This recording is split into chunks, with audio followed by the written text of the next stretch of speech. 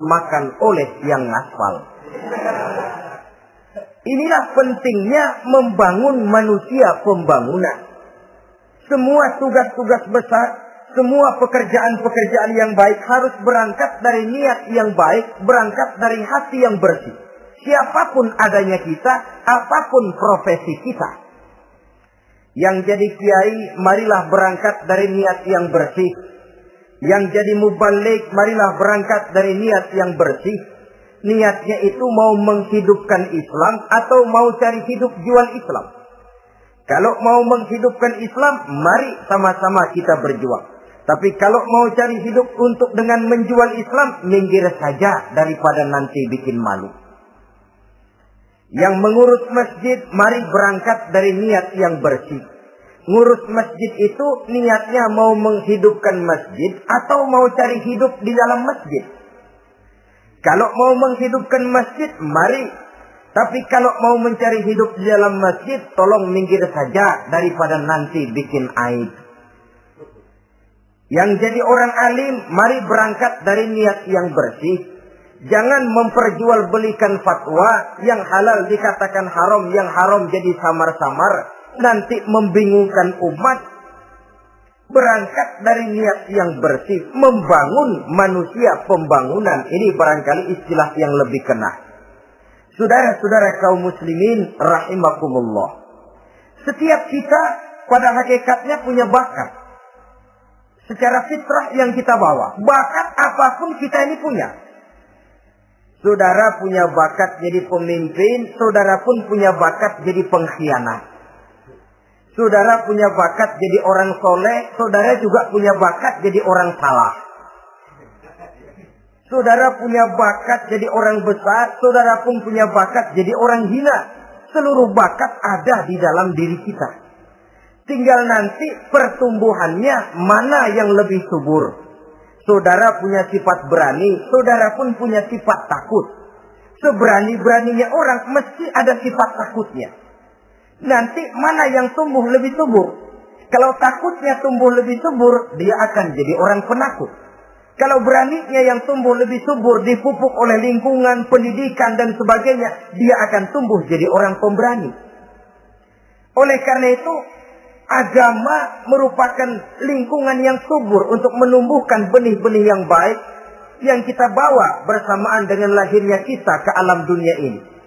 Setiap kita, saya, saudara, punya bakat jadi pemimpin, punya bakat jadi pengkhianat, punya bakat jadi pengabdi, punya bakat jadi koruptor, punya bakat jadi pemelihara, punya bakat jadi perusak. Tinggal nanti lingkungan pendidikan yang menumbuhkan mana yang tumbuh lebih subur. Kalau lingkungan saudara lingkungan maling, maka sifat pengkhianat akan tumbuh lebih subur. Kalau nanti saudara jadi pemimpin, insya Allah korupsi.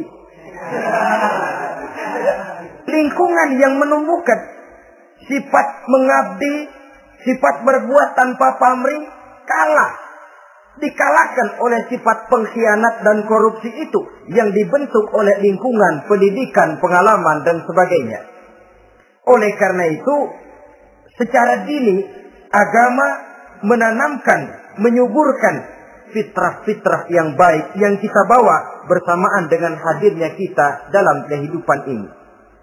Sebab itu seorang penyair bernama Syauqi mengatakan dalam sebaik syairnya, waladatka ummuka ya ibna Adam bakian wan nasu haulaka yadhakuna surura. Hai manusia, pada saat kamu dilahirkan kamu menangis dan orang lain di sekelilingmu ketawa.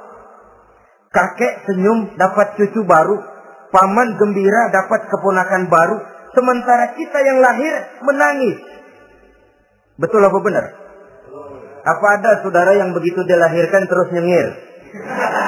Saya kira kabur dukunnya. Setiap kamu hai manusia lahir dalam keadaan menangis, orang sekelilingmu tertawa.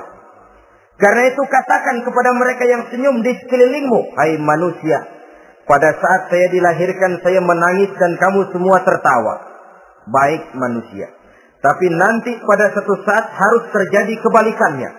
Kalau dikala saya lahir saya menangis dan kau semua senyum, nantilah manusia Kalau satu saat saya meninggalkan alam dunia ini, saya akan berangkat dengan senyum. Dan kalian semua akan berurai air mata. Kalau perlu, dari Sabang sampai Merauke kibar bendera setengah siang.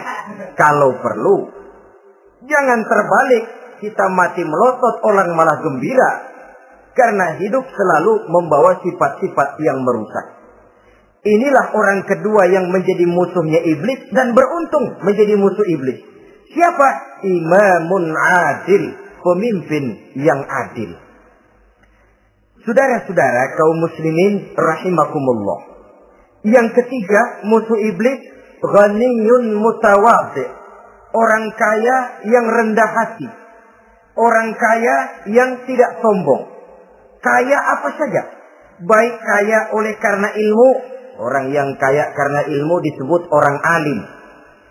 Baik kaya karena materi. Orang kaya karena materi dinamakan hartawan. Baik kaya karena kedudukan. Orang yang kaya karena kedudukan dinamakan pejabat. Orang kaya yang rendah hati itu musuh iblis. Beruntung dia menjadi musuh iblis. Iblis tidak senang ada orang kaya tidak sombong. Tapi iblis paling senang kalau ada orang kaya sombong. Lebih senang lagi iblis kalau ada orang miskin sombong. Masya Allah. Orang kaya sombong, walaupun iblis senang, orang masih bilang pantas saja dia sombong, kaya apaan aja punya. Udah miskin sombong, kira-kira yang disombongin apaan? Dalam segala bentuknya sombong ini Allah tidak senang. Tapi iblis senang. Kenapa? Karena sponsor sombong iblis.